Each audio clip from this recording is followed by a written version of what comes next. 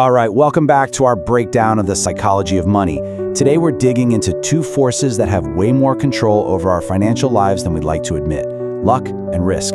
They're really just two sides of the same coin, and getting a handle on them is a total game changer. Hey, before we jump in, if you happen to miss our first explainer on the introduction, I really recommend you check it out. It sets the stage for why our behavior with money is so much more important than just being smart.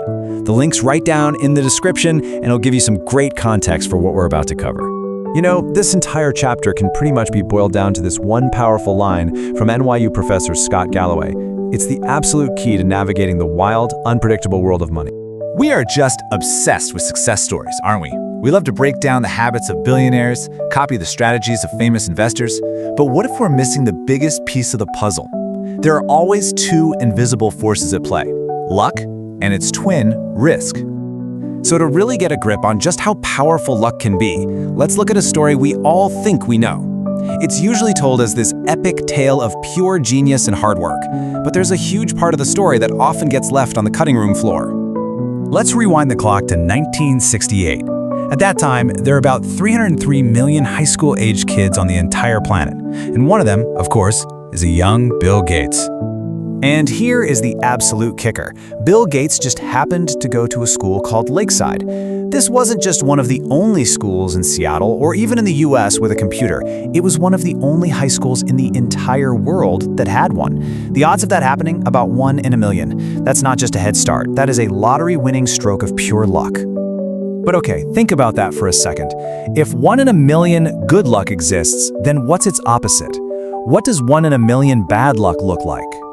Well, to answer that, we've got to look at someone who's standing right there beside Bill Gates at that exact same school. His best friend, Kent Evans. See, Evans wasn't just some friend. He was Gates' equal in every important way. He went to the same school, he was just as brilliant on that computer, and Gates himself said he had the same boundless ambition.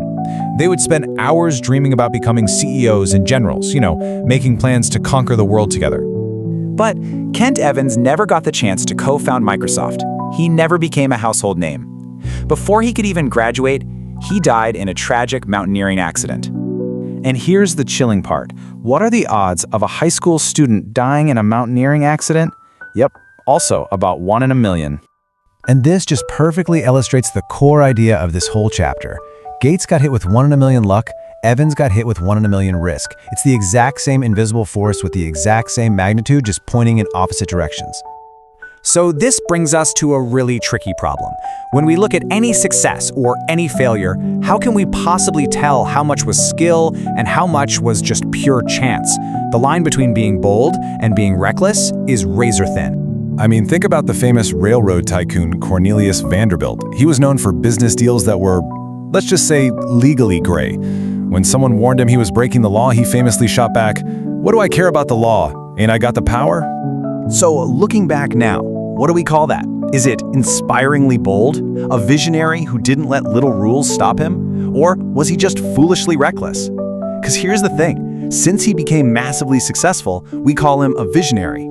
But what if he'd been caught, if his empire had crumbled? We wouldn't call him a visionary, we'd call him a reckless fool. And that is the key insight right there. The actions taken by the bold genius and the reckless failure can be completely identical. The only thing that separates them is whether they got hit by a lucky break or a wave of bad risk. And we can only tell the difference looking in the rearview mirror. Okay, so this is a great concept, but how does it actually help us? How can we take this idea of luck and risk and apply it to our own financial lives? Well, the first lesson comes from Bill Gates himself. He once said, "Success is a lousy teacher." It's so tempting when things go right to think it was all you, that you're invincible. And that, right there, is a really dangerous trap. So the real practical takeaway here is twofold. First, practice humility.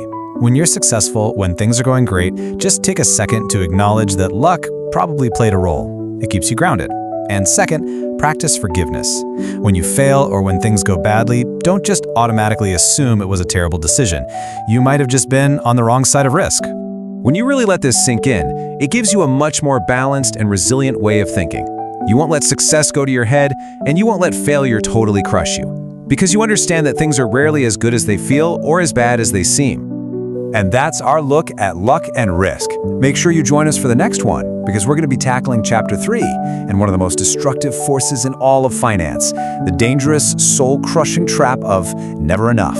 Trust me, it's a lesson that could save you from yourself.